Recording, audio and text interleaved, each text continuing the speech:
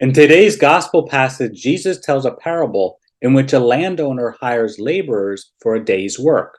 The landowner hires some laborers in the morning, others in the afternoon, and still others in the evening. At the end of the day, the landowner gives 1 denarius, the standard daily wage, to all who were hired without making a distinction between who is hired first and who is hired last. Those who were hired first complained because they thought that the landowner was being unjust. Was the landowner being unjust, or was the complaint grounded in a perceived injustice which was not actual injustice? It is clear that these laborers' complaints were based on a perceived injustice and not on an actual injustice. According to the gospel passage, no day laborer received less than the typical daily wage. The landowner was simply being generous and not unjust by giving those who only worked 1 hour the same daily wage that everyone else received, 1 denarius. According to the original Greek, the landowner corrects those who complained by asking, "Is your eye envious? I envious because I am generous." St. John in his first letter refers to this evil eye of envy by saying, "For all that is in the world, the lust of the flesh and the lust of the eyes and the pride of life is not of the Father but of the world."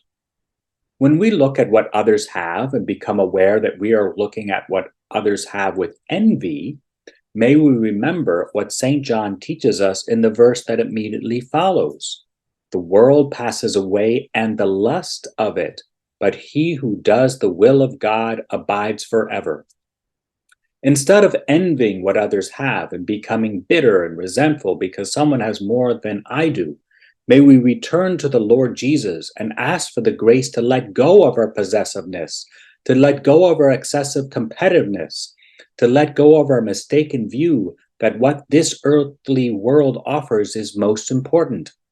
What is most important is the love Jesus offers for us to participate in, and this love abides forever, is eternal, because it is true, and that which is true lasts forever. That which is false, there are all sorts of false forms of love, that which is false crumbles, decays, and vanishes. Lord Jesus Christ, today may we, as the responsorial psalm states, bless you and praise your name forever and ever. As you are gracious and merciful, so may we be gracious and merciful, slow to anger and of great kindness.